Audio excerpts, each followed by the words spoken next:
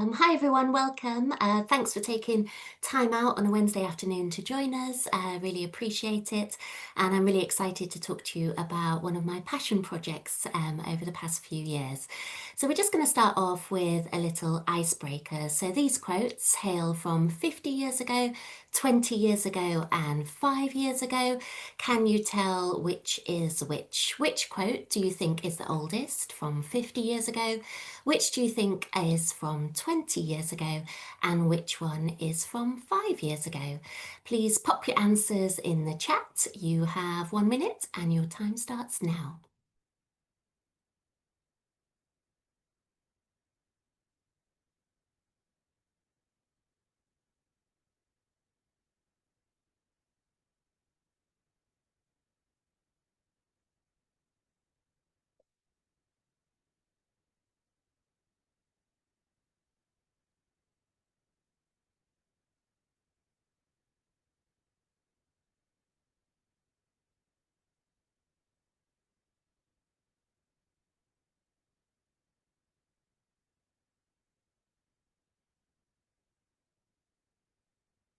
Okay, wonderful. Thanks, everyone. So passage A is the most recent. That's from over in Australia, the Sydney Herald newspaper, and that one was published in 2020. Passage B appeared in the UK's Telegraph newspaper 23 years ago in 2002, and passage C comes from a 1975 American Newsweek article called Why Johnny Can't Write. So the quotes paint a damning picture and also a contradictory one because students are described as being capable, bright as they are, most intelligent, but they're not able to write. And these aren't university rejects, but students at really prestigious establishments across the world like Cambridge. And then quote C is from a professor at Harvard. But even the more articulated and sophisticated than ever before students can't write, according to the global media. They couldn't 50 years ago, they couldn't 20 years ago, and they couldn't 5 years ago. And writing continues to be the lowest attaining subject at Key Stage 2 today. And we need to ask why. Why, 50 years later, can Johnny still not write? Well, the government has committed to ensuring strong foundations in reading and writing for all children, and the DFE's writing framework, which was published back in July, was a step towards this and gives us a few ideas as to why Johnny still can't write.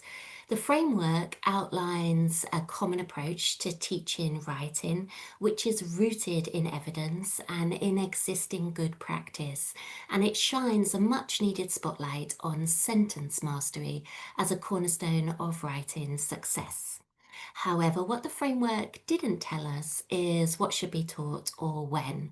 And so, recognizing that schools might need a bit more support with this, we shared our Ark sentence mastery sequence back in July, which is something that's been a real passion project for us over the past few years. And if you haven't already downloaded it for free from our website, Eva will pop the link in the chat feed for you now. And in this session, we'll unpack why the Ark Sentence Mastery Sequence was created, the research principles and classroom experiences that underpin it, and we'll also round off with some top tips as to how you can make the most of it if you choose to use it in your schools. So there are so many reasons why we created the sentence mastery sequence. The main one being that it's just so important. A considerable number of children don't meet the expected standard in writing at the end of Key Stage 2, and that's debilitating for them, particularly moving into secondary school education where there's just so much writing, not just in English, but across the whole curriculum. But being able to write is about so much more than just doing well at school. Writing develops thinking. There's a lot of research that suggests that by writing, we solve problems, we think better. The more we write, the better we think. The better we think, the better we write. And writing gives us huge language benefits. It's a different form of communicating. and we need it. We need a precise vocabulary in order to do it, and it gives us a social voice. And if you can't write, you're denied these communicative elements of participating in society. And writing is also inherently creative. Writing is a creative process which we don't want our children to lose out on. And the research shows that when children fall behind in writing, they seldom catch up. So we need to understand how writing works to try and prevent these gaps from emerging and forming in the first place. So we've been thinking for a few years, how can we improve writing? How can we get writing right in the schools that we work with? And at the outset of this journey, we identified 5 key challenges that we needed to overcome. Teachers often tell me that there's too much content within the national curriculum, yet I don't believe that the English programme of study is overprescribed. Quite the opposite.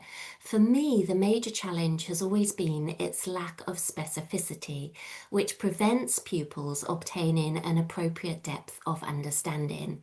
Within the writing strand of the national curriculum, the way in which year groups are bunched together, so year 3 and year 4 objectives are bunched together, and the same for year 5 and year 6. And those objectives are often quite broad and quite vague, with statements like writing poetry, for example, which lack specificity and create confusion. And this has often led to little progression, both within and across year groups. I've seen in many of our schools how the lack of specificity counterintuitively contributed to greater curriculum volume, because teachers often repeated content in each year group with little progression due to a lack of clarity about what's come before and what's coming next. And I believe this is why teachers often reported an experience of curriculum overload. It's not necessarily because there's too much content, it's because the content that is there is too ambiguous. And this lack of specificity and progression then often leads to stalled progress and attainment. We know that securing mastery in English is vital for raising standards and enabling future expertise, but the lack of specificity impedes mastery in all year groups. The deficiency of precision, coupled with the absence of clearly defined prerequisites and dependents, hinders progress and undermines standards, which then often leads to, sadly, a bit of a frantic kind of catch up in upper key stage 2 and a bit of firefighting, particularly in year 6, in preparation for SATs and writing moderation. And this often leads to pupils moving through content rather than truly mastering it. We have brilliant teachers and brilliant school leaders, but their efforts are often held back by a curriculum and assessment system that undermines mastery, rushing pupils through content before they've secured the foundations. Which means that pupils' working memory capacity is being exceeded. Pupils are just carrying too much in their working memory. They're struggling to write confidently, they exhibit poor grammatical knowledge application, and they're prone to making basic errors. And this mirrors the conclusions in both the more recent writing framework and also in Ofsted's Telling the Story, the English Education Subject Report, which found last year that in many schools, the writing curriculum often introduces complex tasks too early, before pupils are equipped with the necessary knowledge and skills that underpin these. And it's crazy because if we were building a house, we wouldn't start with the roof, right? But when teaching writing, we often used to do this instead of ensuring that the foundations and the walls are all built and in place first. And on that 5th challenge about working memory capacity being exceeded, this is so important to recognise with writing. Ronald Kellogg, the cognitive psychologist and the author of The Psychology of Writing, he describes writing as the cognitive equivalent of digging ditches. Writing is the most cognitively demanding task that we expect pupils to master at primary school. And the research actually tells us that writing is twice as cognitively demanding as reading to learn, because within the writing process, an excessive number of individual components must all work in unison for writing to be successful. So let's start with what those are. At the word sentence level, at the micro level, first of all, pupils must select appropriate vocabulary from a sufficiently broad lexicon and then transcribe it through secure letter formation and pencil control. Spelling demands knowledge of phoneme-grapheme correspondence, exception words and spelling patterns, and words must be arranged into syntactically coherent sentences requiring an understanding of sentence structure. And as part of that, grammar and punctuation must be applied to ensure accuracy and clarity. And then if we zoom out at the text level, at the macro level, pupils must understand the features of different genres, their purposes, and be able to adapt the tone, language, and formality to suit the audience. They must draw on sufficient subject knowledge in order to generate content, as without this, composition is severely limited. The content must then be developed and organized into a logical structure with cohesion within and across paragraphs to guide the reader and to ensure clarity. And in order to write, all writers, whether they're beginner writers or published authors, they all have to think about all of these things at the word sentence level and at the text level all at once. When we know that learning is hampered when working memory capacity is exceeded. So juggling all of these components at the same time means that pupils' working memory capacity is exceeded continuously. As a result, pupils struggle to write confidently, they often exhibit poor grammatical knowledge application, and they're prone to making basic errors. This is why writing is really, really hard and one of the hardest challenges that pupils face at school. So we realised early on in this journey that in order to tackle this, fluency and automaticity are absolutely fundamental. If pupils acquire fluency and automaticity in the micro, in the word sentence level components before tackling composition, just think how much more easily they will meet the demands of the national curriculum. The ultimate aim is to automatize these micro processes to make composition less cognitively burdensome. In my experience, most primary schools provide direct instruction in vocabulary, in transcription, in handwriting and spelling, and in the conventions of grammar and punctuation to some degree. But long overlooked is the humble sentence. The best practice I have seen in schools is where they prioritise explicit instruction of syntax. Schools like Ark Victoria Academy in Birmingham and Stanley Road Primary School in Oldham, I've seen them do this really, really well. But for others, it's the missing piece. Pupils need explicit instruction in syntax too. Sentence fluency is the game changer. Because writing places such significant demands on working memory, we knew that we needed a curriculum that prioritises sentence fluency. Sentence structure can't really be automatized. You always have to think about what kinds of sentences you might want to use, but it can be made fluent. We often talk about fluency in reading, but it applies just as much to writing. In writing, fluency serves as a bridge between word sentence creation and composition, because fluent writers are able to form words and sentences accurately and automatically, so the amount that they're holding in working memory is reduced and they can focus most of their attention on expressing meaning. If pupils struggle with fluency in sentence generation, then they're going to struggle with composition. Yet fluent writers can create sentences and express meaning at the same time.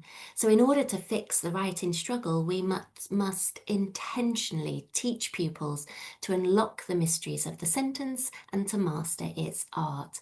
A curriculum that prioritizes sentence fluency is not simply focused on the mechanics, it lays the groundwork for creativity.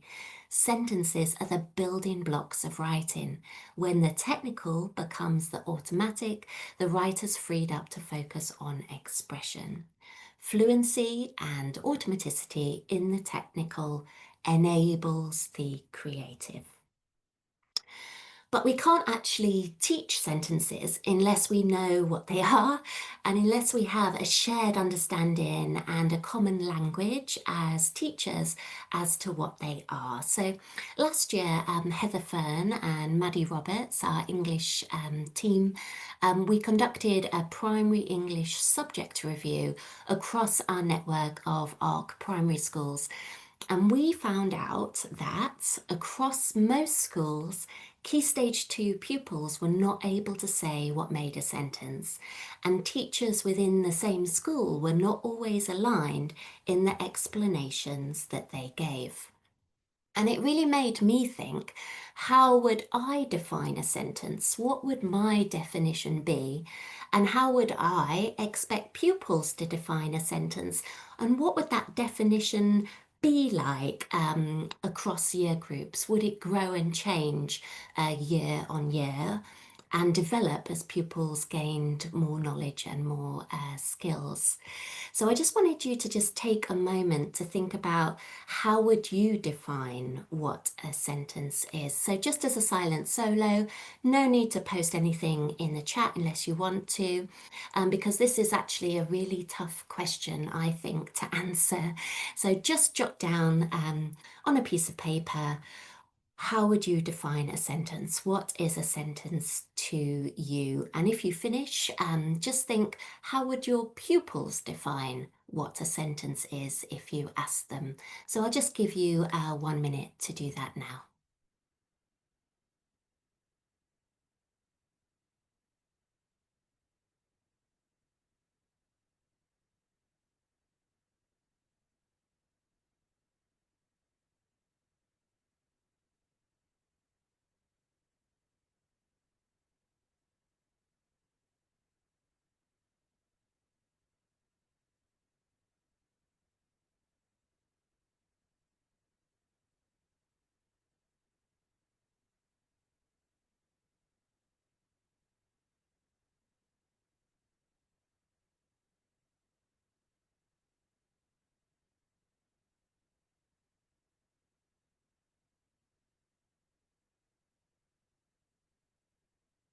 Okay, so one of the things that I've done a lot of over the past 18 months is look at a lot of definitions of sentences from various different sources, some of which you can see there on the screen, and I'll just give you a moment to read them.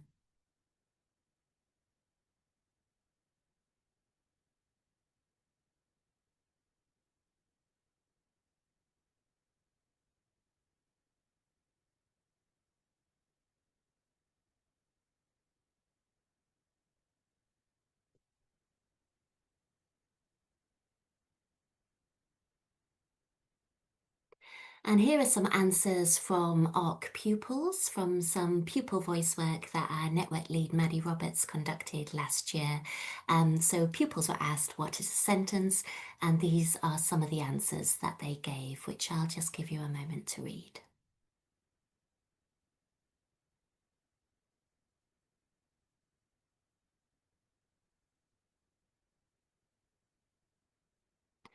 I think it's pretty clear from these responses that the majority of pupils that we interviewed don't really know what a sentence is. And if you look at the most common errors that pupils make in their writing, so things like run-on sentences, missing punctuation, all of those kinds of things, those common errors are totally avoidable if you do know what a sentence is. But we don't actually teach kids what a sentence is. And I think one of the reasons for that is that defining a sentence is really, really hard. It's difficult to agree on a definition and to expand on that. A simple definition is that a sentence is a group of words that create meaning. But how many words? It's interesting that one of our pupils said it's about 5 words that you put together, because a sentence can actually be a single word, or it can stretch into infinity because more and more words can be piled onto a main clause forever. In English literature, Jonathan Coe's The Rotters Club holds the record for the longest sentence at 13,955 words, and this is said to be inspired by a Czech writer called Bohumil Hrabal, who wrote a whole novel called Dancing Lessons for the Advanced in Age, which contained just one sentence. The average sentence in English typically contains 15 to 20 words, but it varies depending on the purpose and the audience of the sentence. In academic or formal writing, often sentences range from 20 to 25 words, though shorter sentences are used for clarity.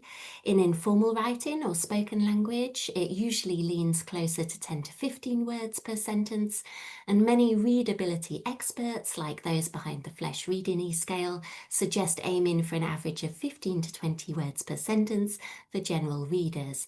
So there's great variability. Indeed, effective writing usually varies sentence length deliberately, shorter sentences for impact, longer ones for more complexity and nuance. So defining a sentence is hard. Sentence length can vary. And if we look at that second part of the definition that creates meaning, this is also not always true. Writers will deliberately not make sense on purpose. So here's an extract from my daughter's favourite book, The Book with No Pictures by B.J. Novak, which I'd highly recommend if you're not familiar. My daughter is 6 and she laughs so hard that she can't breathe when I read this to her, because it purposefully does not make any sense or meaning in order to make the adult who's reading it aloud sound utterly ridiculous. Lewis Carroll's Jabberwocky is another example of this, where invented words make this nonsensical, though its structure is syntactically sound. Dr. Seuss is the master of whimsical nonsense words paired with real ones to create playful stories, but it's not all playful and whimsical. In the book Thief by Marcus Zusak, Death, who's the narrator of the story, says that the sky was the colour of Jews, and the narrator deliberately disrupts literal language to provoke discomfort and reflection, and it challenges the reader's expectations of metaphor and meaning. It's not nonsense in a whimsical sense, but a deliberate break from sense-making conventions, which is semantically jarring and metaphorically ambiguous. So it defies literal interpretation. So defining a sentence is hard. The number of words within a sentence is debatable. Whether the sentence creates meaning or not is also debatable. And it's hard to define the individual components of a sentence too. The safest definition is typographic. So we often tell children that a sentence starts with a capital letter and it ends with a full stop. But sentences can start and end with inverted commas for speech or quotation marks for quotes. And if the sentences are questions or exclamatory sentences, then they end in different closing punctuation. We often say that sentences always contain a verb, and they mostly do. However, sometimes the verb is implied rather than actually stated. Bear with me, I've just lost my slides there. 1 second. There we go. So sometimes the verb is implied rather than stated, like in the shipping forecast example that you can see, and often used as well in narratives or in advertising, like the Costa Coffee example: real coffee, real beans, real quick. And so the rules are often broken deliberately. Similarly, we often say that a sentence contains a subject, which is a noun or noun phrase, the person, animal, or thing that's doing the action. But the subject is also often implied rather than explicitly stated, like these examples. So rather than you should mind the gap, it's mind the gap. So often things are implied rather than explicit. There are always exceptions, and a sentence is harder to define than you think. Um, but pupils can't get creative and subvert the rules unless they learn what the rules actually are in the first place. So I'm going to give defining a sentence a go. Bear with me. Here we go. Let's see if this works. So a sentence is a group of words that create meaning which contain a verb, whether that's stated or implied, contains a subject, the person or thing completing the action, and again that can be stated or implied, can contain an object but doesn't have to, and the object is the person or thing which is affected by the verb, in this case the tree. And to confuse things, sometimes you'll hear the verb and any modifiers referred to as the predicate. A predicate is the part of a sentence or clause that tells us what the subject does or is. It's basically any part of the sentence that isn't the subject. And sentences can serve different functions. They can be statements, they can be commands which give an order, instruction, or request and usually start with an imperative verb. They can be questions, and they can also be exclamatory sentences which convey strong emotions or reactions and usually, but not always, end in an exclamation mark. Sentences can be written in the past or present tense. They can contain past or present participles. A participle is a verb form that can be used as an adjective. They can act as openers to a sentence to describe the subject. They can be in the present or the past tense. They can be single words or participle phrases containing more than one word. They can be written in the active voice when the subject of the sentence performs the action, or the passive voice, where the thing that is usually the object becomes the subject. Sentences can be made up of just one main or independent clause which contains a subject and a verb and makes sense on its own, or a main clause and a phrase. A phrase is a set of words that does not include a verb. Unlike a main clause, it cannot stand alone as a sentence because it does not express a complete idea. Phrases can be separated by commas or brackets or dashes and come in different positions within a sentence. There are different types of phrases. A sentence can contain an adverbial phrase, a group of words that functions as an adverb in a sentence, which can tell you how, when, or where something happens. A sentence can contain a prepositional phrase, a set of words that include a preposition and show the time, place, or movement. And a sentence can contain an appositive, a noun phrase that's placed beside the primary noun to explain it more fully. A sentence can contain a relative clause, which is an adjective clause that describes a noun. A relative clause will contain a subject and a verb and will begin with a relative pronoun or a relative adverb. A relative clause requires a main clause to form a complete thought. It can be at the end of the main clause or embedded within the main clause. A sentence can be compound, where two main or independent clauses are joined together using a coordinating conjunction, or in place of a coordinating conjunction, a semicolon can be used.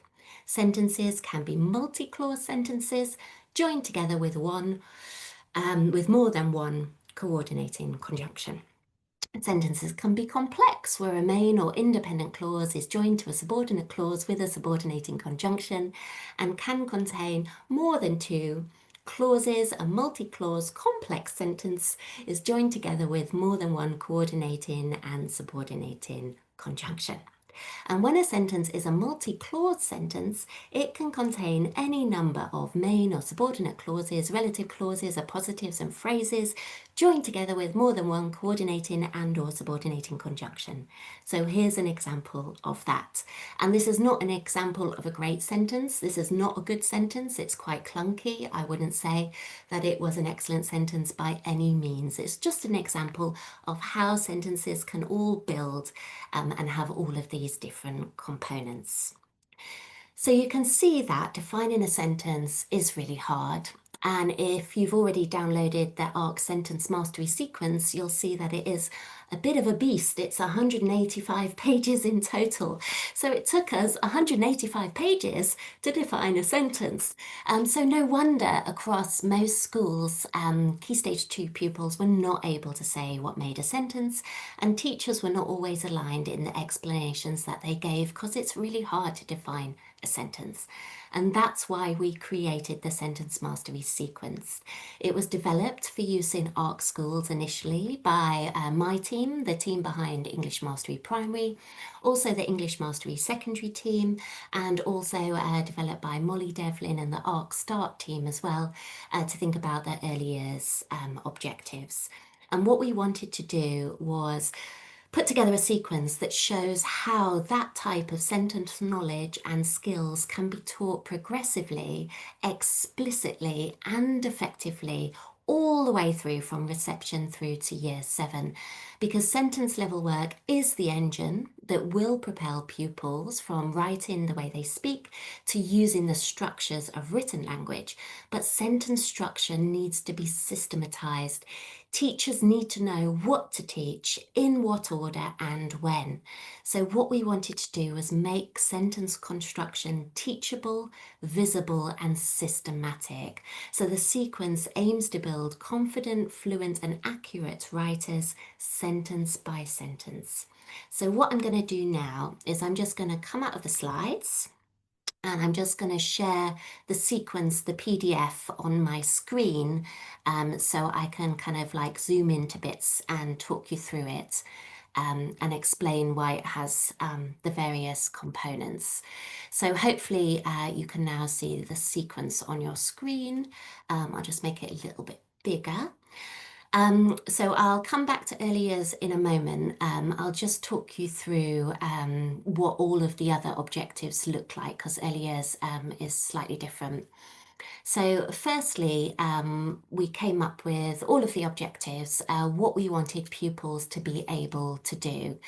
And each objective is numbered. So this is a year 1 objective, 1.12, to identify and write state of being verbs.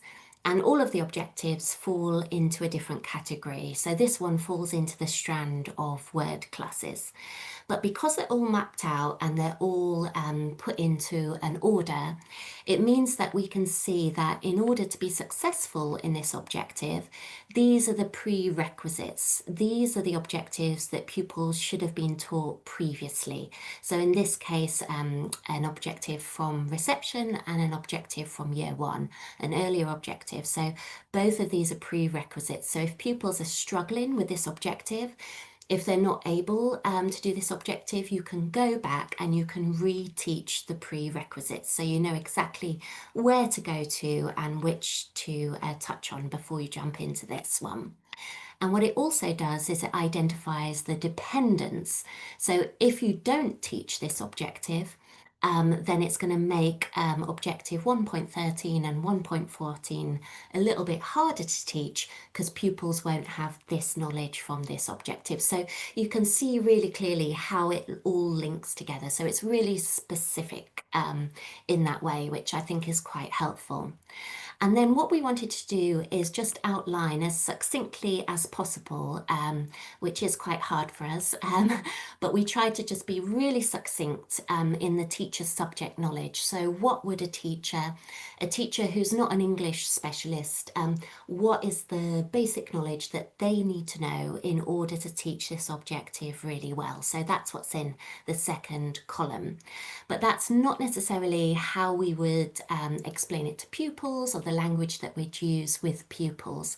So then in the fourth column, we have the pupil sentence level knowledge. So this is how we might explain it to a pupil. This is the language that we would use. And because we know what they've done already, we can revisit the previous knowledge. So they already know these specific things from the previous objectives, and then we can outline this is what the new learning is. So we can always refer back and build and revisit what they already know, the vocabulary that they already know, before we introduce the new objective and the new learning. Now, this column, the objective broken down, this third column here, this one is all about managing working memory and cognitive load. So what we wanted to do is break the objective down into granular micro steps. So the objective 1.12, identify and write state of being verbs. That's quite a meaty objective. We wouldn't anticipate that pupils would master this just in one lesson. We need to make sure that we're breaking things down into really manageable small chunks. So following Rosenshine's principles of intelligent instruction and thinking about what are the small micro steps that you might work through to make sure that pupils aren't just moving through the content, but they're really mastering the content. So we've tried to break each objective down into these granular steps. So for this one, firstly, before they have to start writing verbs, we just want to see if they can recognize what a state of being verb is in a list of words. So can they identify and circle a state of being verb within a list of other words? So that would be the first step. Can they do that first?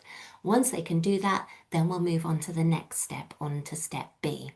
And so what we wanted to do to support with these granular steps is provide some example questions to really embed this learning. So in the second to last column, we have some example questions to embed the learning. And these are just example questions. These aren't at all to assess the learning. They're not designed for assessment purposes. They're designed to improve knowledge retention. So for example, if you're teaching step A, so you're working on recognizing a state of being verb, then this is the kind of retention question, question A, that you might ask pupils. Can they circle the state of being verb in this list of words? So you might ask 10 questions like this, 20 questions like this, 50 questions. You might ask them a question when they line up to go for assembly every day. You might ask them these questions repeatedly, kind of like each term revisit these questions. So these questions are not, have they got it here in the moment? It's designed to help long-term recall and retention. And it also really helps to identify misconceptions. So then again, for objective broken down B, then question B is one example question that you might use to help with that granular step. And then granular step C, question C is one question that you might ask, but you might ask 50 questions like this to support pupils to really master that step. So the objective broken down matches up with the example questions to embed learning. And then always we explain the rationale, why this is important, and possible misconceptions that pupils might have. So this is what it looks like all the way through from year 1 to year 7. But if we just go back to the early years objectives, they are a little bit different deliberately to recognise that in the early years we wouldn't anticipate pupils to be writing straight away. We want to make sure that we focus on oral work first of all. So if I just go back to the very first early years objective here, 0.1, which is all about having a consistent bank of nouns. So you can see in brackets there, OI afterwards, and there's just a little explanation at the top as to what these mean. So OI stands for oral implicit. So these are objectives that will be met implicitly by pupils. So this means that they'll likely be met in children's receptive vocabularies and within daily conversations. And then there are other objectives which are oral explicit, OE, and these are objectives which will need direct instruction, and children will need explicit planned teaching on these, and they're expected to meet them orally. So there's absolutely no requirement for a written outcome for these objectives, and the nature of them reflects this. And I'll talk a bit more about this when I go back to my top tips in a moment. And then some of the objectives are written explicit. So they are objectives that are designed for explicit teaching that we do expect written outcomes for pupils, but we would never push a pupil to write unless they're ready to, which I'll talk more about in a moment. Um, so the early years objectives are slightly different, but they still do outline the dependence, mostly dependence rather than prerequisites, because this is the beginning of the journey, but there are some prerequisites later on. It still gives the teacher subject knowledge, and it's the same teacher subject knowledge and definitions throughout the whole document, so that teachers in every year group will have constant definitions that the pupils will recognise. Instead of the objective broken down necessarily into granular steps, instead it kind of gives some pointers or some ideas as to how this objective could be taught in early years. And then in the pupil sentence level knowledge column, it links to the developmental milestones. So how the developmental milestones that we use within Ark Start, how they match up to these objectives. And again, there's a rationale and notes and misconceptions. And so if I just flick to the beginning of the document, you can see how all of these strands map out across all of the different year groups. So you can see how word classes, for example, is mostly covered by year 5, then it's revisited in year 6 but not introduced in anything new, and then it's recapped and revised in year 7. So that's how word classes kind of progresses across. So you can see for each of the strands how each of them progress across the year groups. So you can see how it builds and develops, and some of the strands are kind of completed quite early on. So functions of sentences is completed in Key Stage 1, but then revisited again in year 7. But my favourite page of this document is this one, the sentence definitions page, because this shows, based on the knowledge that we've outlined in the sequence, if we go back and ask our pupils in each year group what is a sentence, we would hope, fingers crossed, that they'd be able to give us these kinds of answers. So based on all of the knowledge that we've mapped out for each year group, if we ask them, this is what we'd expect pupils in each year group to answer. And we've only just implemented this in our classrooms this year. So we will be asking the pupils at the end of the year, and we'll see what their responses are. But you can see how the new learning in each year group is highlighted in green. So it's just a really nice way to show how their understanding and knowledge of what a sentence is will grow year on year on year as they learn all of this new knowledge and all of these new skills. So this is my favourite page. So I'm just going to hop back out of this and come back into the slides again. So bear with me for 1 second. Okay, so hopefully you can see the slides again now. Okay, so I hope you can see from the sequence that we've worked really hard to try and support these things. So our key focus, it's all about working memory management. We want to reduce cognitive load. We want to go slow at the beginning in order to go faster later on. We want to have coherence within and across year groups and key stages. We want to encourage long-term retention, revisiting that key knowledge and vocabulary again and again, and having plenty of opportunities for low-stakes quizzing, not to assess the learning, but to support long-term retention. And we want to provide clarity, not just for pupils, but for teachers, with having consistent definitions and examples to support that shared common language across our schools. So I have a few top tips, because if you want to use this in your settings, in your classrooms, in your schools, then you do need to think carefully about how you might implement it. So here are my top tips for successful implementation.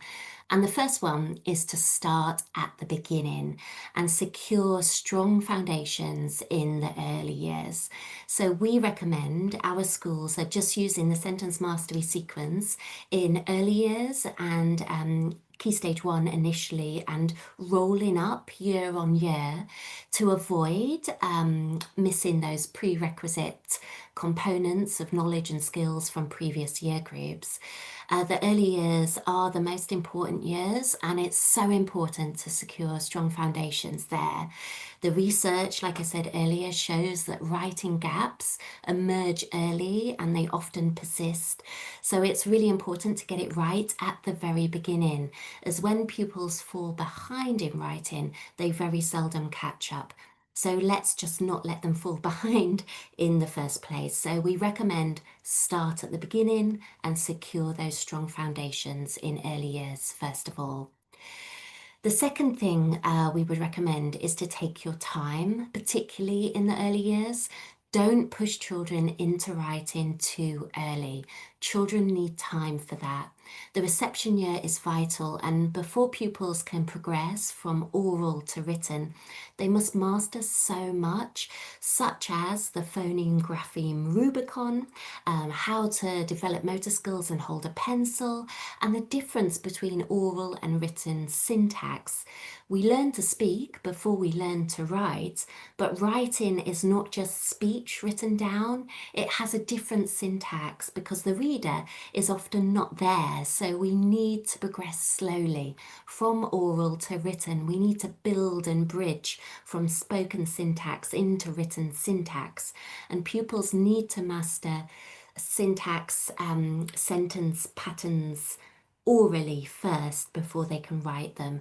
And oral rehearsal also helps with working memory as well. So tread really slowly in reception and don't push pupils to write too soon, particularly because we don't want to put them off.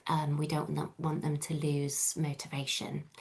And if you're desperately wanting to introduce this in other year groups as well as early years, also take your time, whichever year group you're in, because we want our pupils to truly master the content rather than simply moving through it.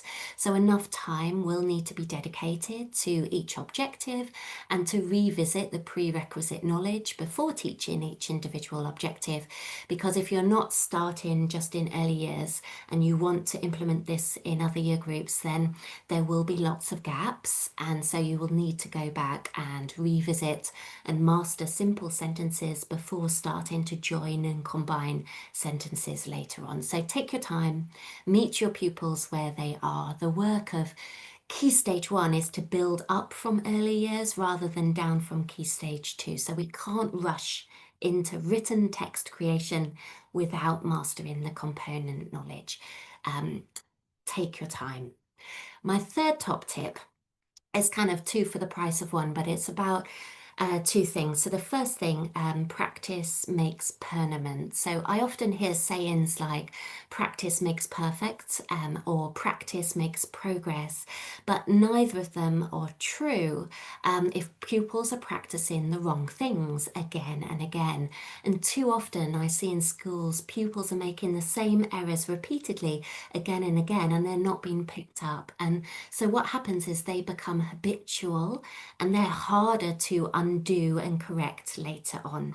So ensure that any errors, any misconceptions are addressed at the outset, at the beginning, to prevent bad habits from forming in the first place. And then similarly, quality is more important than length. Quality always trumps quantity.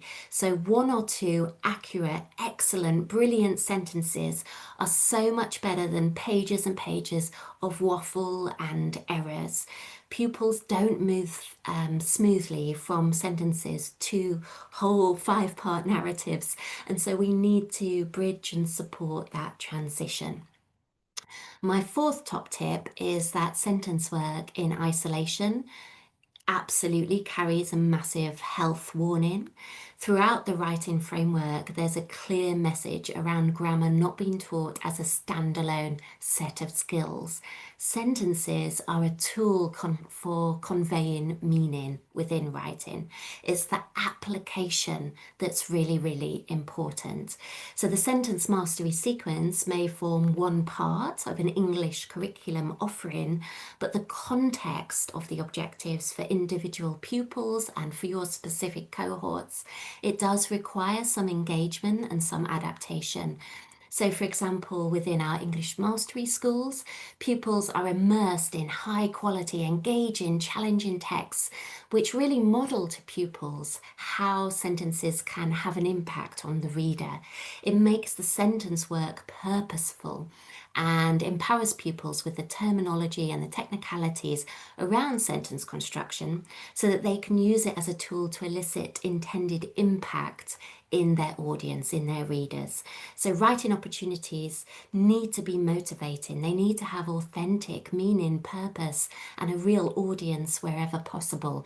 And you won't get that if you just teach sentences in isolation. It needs to all join up, it needs to be linked. And then similarly, the other microprocesses also need to be taught and need to be automatized. Transcription skills, spelling, handwriting, those can and should be automatized as early on as possible to reduce the cognitive load and enable pupils to focus more on compositional elements.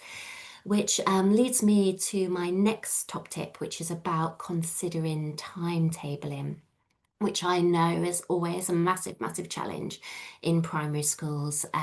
But you need to think how to integrate sentence mastery within your English lessons and within your English curriculum.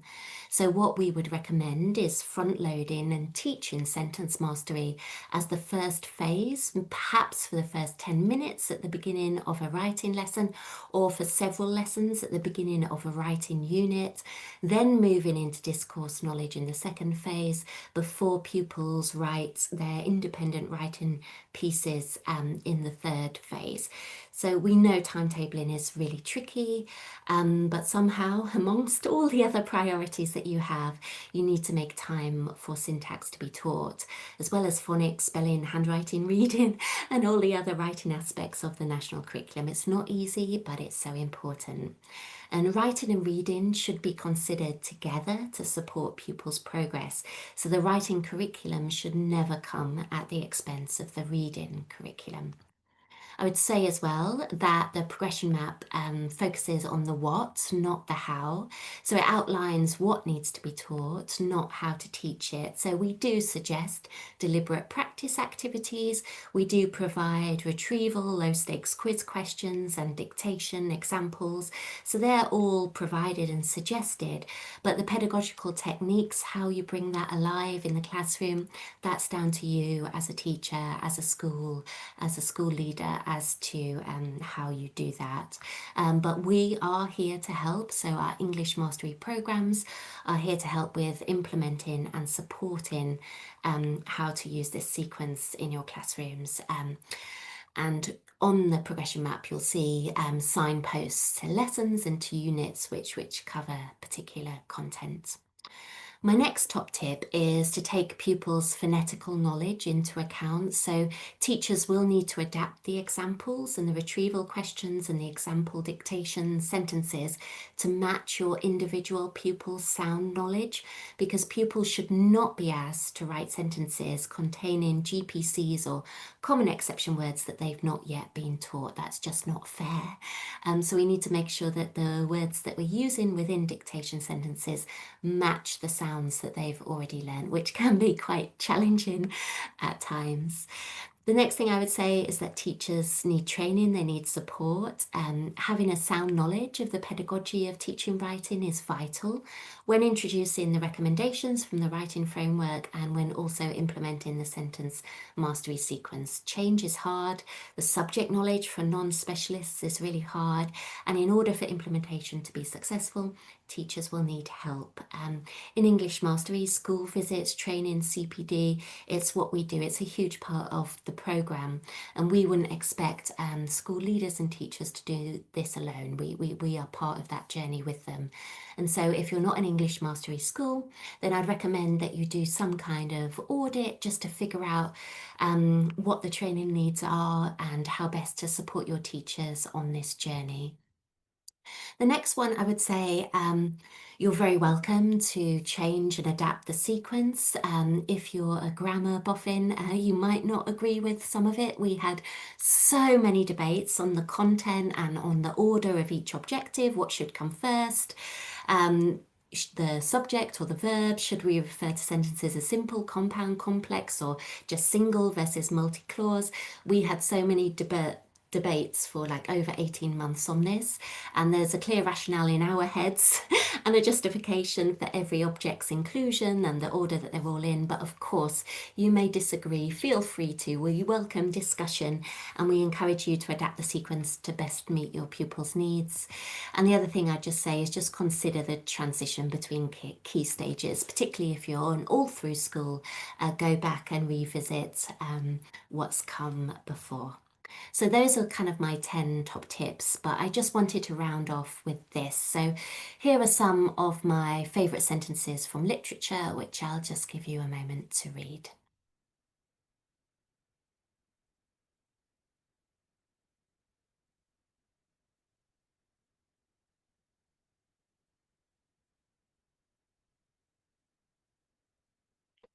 And I wanted to end with these because this is the whole point. By developing sentence fluency, using the sentence mastery sequence as inspiration if you want to, pupils can then be freed up to focus more on creativity. A curriculum that prioritises sentence level fluency is not simply focused on the mechanics, it lays the groundwork for creativity. When the technical becomes automatic and fluent, the writer is freed up to focus on expression. This is why we must intentionally teach pupils to unlock the mysteries of the sentence and to master its art. As your pupils, they could be the next Bronte, the next Plath, the next Morrison. Fluency and automaticity in the technical enables the creative. This isn't at the expense of creativity, it's to enable creativity. So let's support our pupils to get creative. Okay, that's it from me. I'll pass back to you, Eva. Thank you very much, Sarah. That was really, really interesting. A couple of shout outs for Sarah from the chat. There's lots of people saying thank you very much and how informative this has been. So thank you very much, Sarah, just to give you your flowers there. If anyone would like any more information, obviously this webinar has been specifically about the sentence mastery sequence, but if you're not currently an English mastery partner and you would like to hear anything more about it, I'm happy either for Key Stage 2 program, which is Sarah's baby, or the Key Stage 3 program, which we also have. Do feel free to just email partnerships with the email on the screen, or you can book in a call. Happy to discuss the program with you and kind of its compatibility with the mastery sequence, or just more generally about how it could work. But thank you everyone for attending. Hope it's been useful, and have a lovely rest of your days. Thank you. Thanks so much, everyone. Thank you.